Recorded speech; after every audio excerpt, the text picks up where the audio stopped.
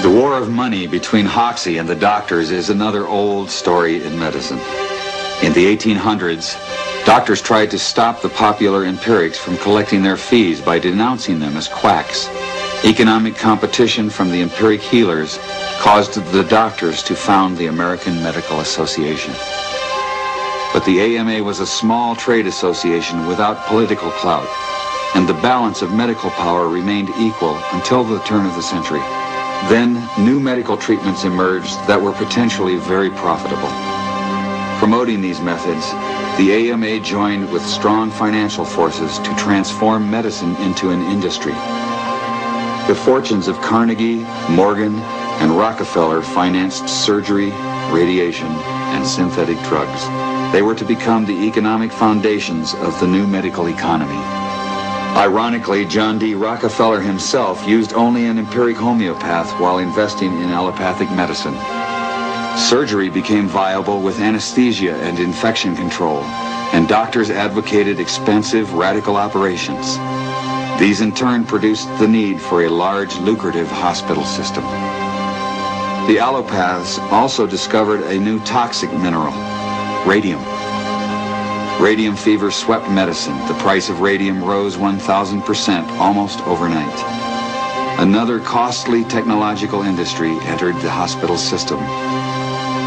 A drug industry grew out of the booming patent medicine business. Ironically, many of the new synthetic drugs came from plants and empiric remedies. Drug company ads boosted the revenues of the AMA Journal 500% in 10 years. The doctors changed educational standards and licensing regulations to exclude the empirics. Soon, only AMA-approved doctors could legally practice medicine. In a brief 20 years, the AMA came to dominate medical practice. Organized Medicine launched a media campaign to associate the empirics with quacks. The code word for competition was quackery. The rats in those cages were fed on a special whole wheat bread containing molasses, salt, honey, malt, caramel, yeast. We had the brain of the wolf for cunning. Plus dehydrated vegetable flours made from carrots, spinach, kelp, lettuce, pumpkin. Come on, step right up, gents. What do you got to lose except all your aches and pains? Cabbage, parsley, and onions, potatoes, bone meal, and sunflower seeds. You're kidding. No, this is a special health bread, marketed at about twice the price of ordinary bread. To make your skin as smooth as a lotus blossom, and may love attend you forever. Now, these poor rats had only ordinary enriched white bread. Well, I'll be darned. I can't find any differences. Neither can the scales nor the rats. How many people have died as a result of your treatment? How many victims have you left in broken health? How much money have you made from this racket? The AMA targeted Harry Hoxsey as public quack #1. But by the 1940s, its quack files had swelled to include 300,000 names. Hoxsey had long charged a conspiracy. His solitary voice was now echoed by many others. In the 1950s, a congressional committee came to the same conclusion. The Fitzgerald report to Congress named at least a dozen other promising cancer treatments seemingly blocked by organized medicine. Their proponents were mostly doctors and scientists of high reputation. The treatments were immunological or nutritional. Dismissing them as quackery were panels of surgeons and radiation therapists. The congressional report emphasized two outstanding cases of alleged suppression, Harry Hoxsey and Dr. Andrew C. Ivy. If Hoxsey fit the image of a quack, Dr. Ivy certainly did not. Dr. Ivy is the recipient of half a dozen honorary degrees as well as a dozen international awards. Organizer of the Naval Medical Research Institute, Bethesda, Maryland. Former executive director of the National Advisory Cancer Council. Vice President, University of Illinois. Former board member, American Cancer Society.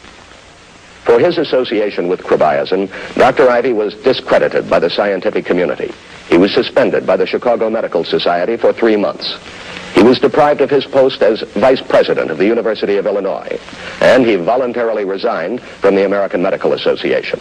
The legislators in 1953 appointed a commission to determine whether or not there was a conspiracy against chrobiazin and its sponsors. Target of the most serious accusation was Dr. J.J. Moore, treasurer of the AMA at the time of its chrobiazin status report and a well-known Chicago pathologist. Dr. Dorovic charged that Dr. Moore tried to get him to give distribution rights of the drug to two businessmen, friends of Dr. Moore. Dr. Dorovic asserted that Dr. Moore, when denied any participation for his friends, threatened to destroy chrobiazin, Dr. Dorovic, and Dr. Ivy through his influence in the AMA and at the university. The similarity of Dr. Ivy's charges to those of Hoxsey was unmistakable. A failed attempt by an AMA official to buy his formulas, followed by blackballing and a refusal to test the therapy. The Fitzgerald report to Congress described a menacing pattern. Fitzgerald concluded in his report, quote, "Behind this is the weirdest conglomeration of corrupt motives, intrigue, selfishness, jealousy, obstruction, and conspiracy that I have ever seen."